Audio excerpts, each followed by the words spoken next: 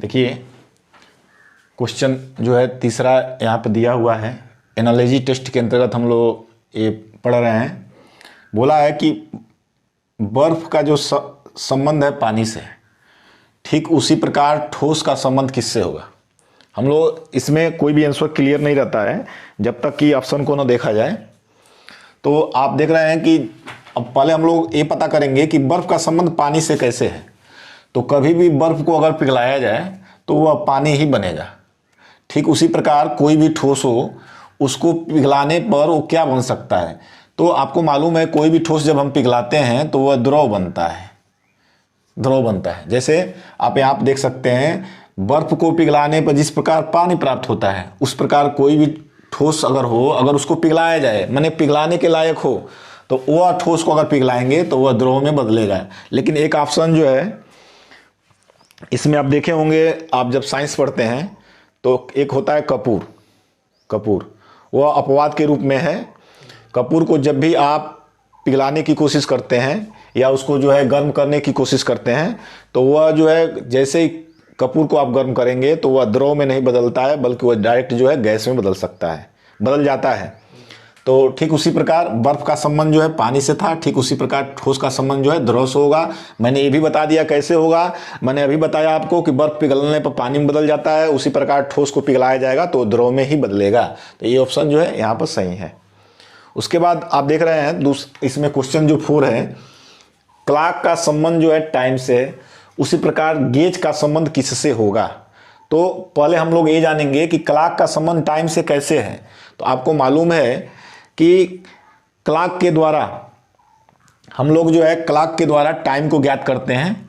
ठीक उसी प्रकार गेज के द्वारा हम लोग डिस्टेंस को नापते हैं या ज्ञात करते हैं। तो इसमें जो है ऑप्शन जो हो जाएगा डिस्टेंस हो जाएगा। गेज जो है एक प्रकार का यूनिट है, मापने का एक इंस्ट्रूमेंट है जिसके द्वारा हम लोग डिस्टेंस को मापते हैं। पुनः एक बार आप देख सकते हैं क्लॉक के द्वारा टाइम को ज्ञात किया जाता है, ठीक उसी प्रकार गेज के द्वारा डिस्टेंस को ज्ञात किया जाता है। अगला क्वेश्चन है, कौन वैसा ही है जैसे शेर, चीता, बाघ। आप देख रहे हैं इसमें एक समानता है, शेर भी मांसाहारी है, चीता भी मांसाहारी है और बाघ भी मांसाहारी है। ये तीनों मांसाहारी है। अब इसमें हम लोग इसमें देखेंगे ऑप्शन में कौन कौन इसमें मांसाहारी है। आप देख रहे हैं घोड़ा मांसाहारी तो है नहीं, बैल ये भी मांसाहारी नहीं है, तेंदुआ ये मांसाहारी है। तो ऑप्शन जो है इसमें थर्ड वाला सही हो जाएगा। खरगोश भी मांसाहारी नहीं है।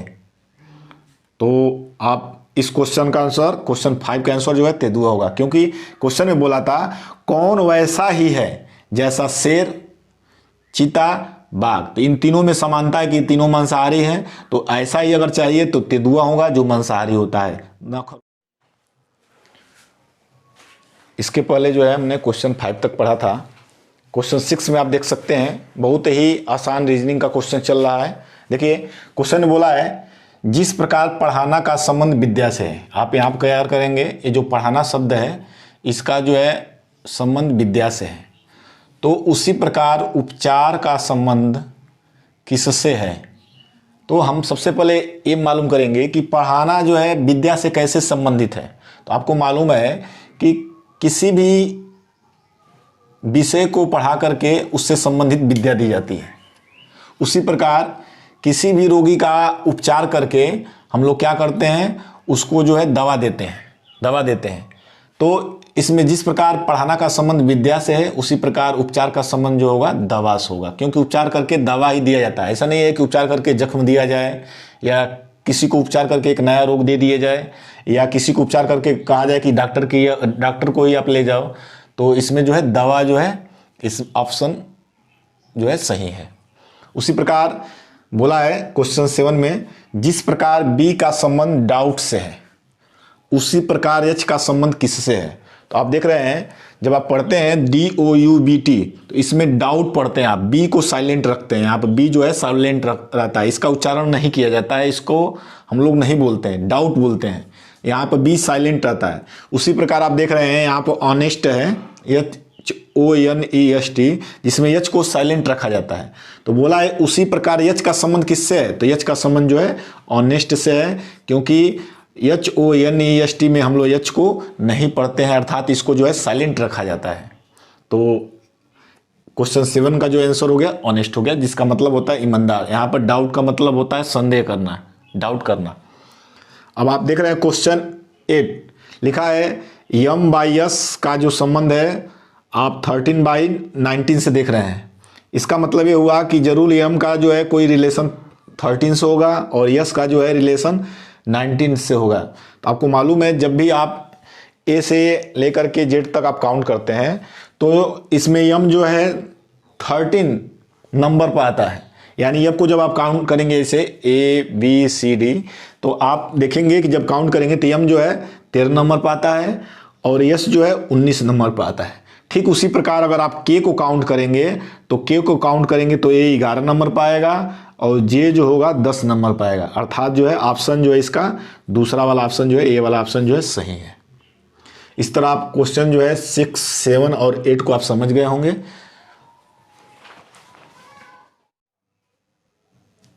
आप देख रहे हैं क्वेश्चन में बोला है कि पक्षी विज्ञानी संबंध पक्षी, तो ठीक उसी प्रकार मानव विज्ञान का संबंध किससे होगा। क्वेश्चन को पढ़ने के बाद देख रहे हैं कि इस शब्द का इस शब्द से कैसे समानता है। तो आपको मालूम है कि जिस प्रकार पक्षी विज्ञानी, आपको मालूम है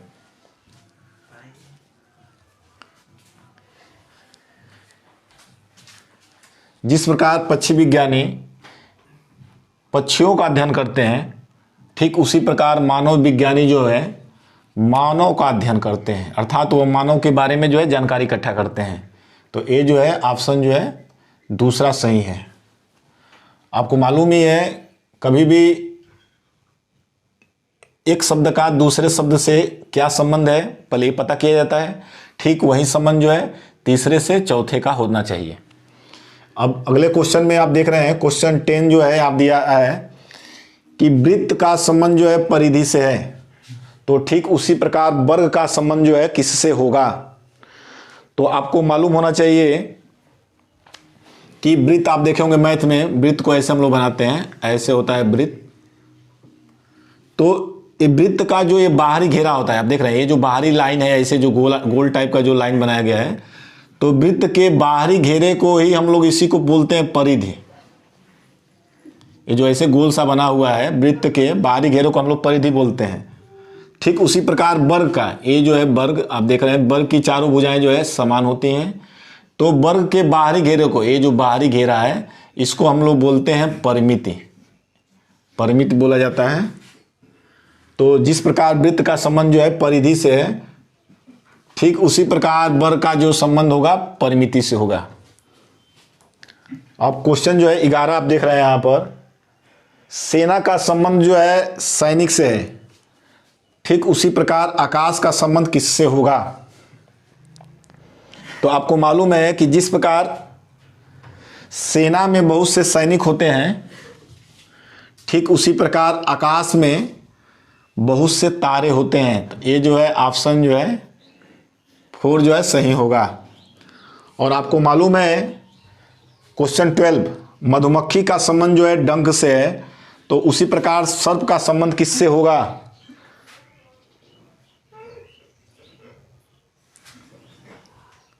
तो आपको मालूम है कि मधुमक्खी जो है डंक के माध्यम से जहर को छोड़ती है, ठीक उसी प्रकार सर्प जो है अपने जहर को छोड़ने के लिए विषदंत का यूज करता है, अर्थात अपने दांतों का यूज करता है जिसमें विष लगे होते हैं। ये जो है 4 क्वेश्चन का आंसर जो है आपके सामने है।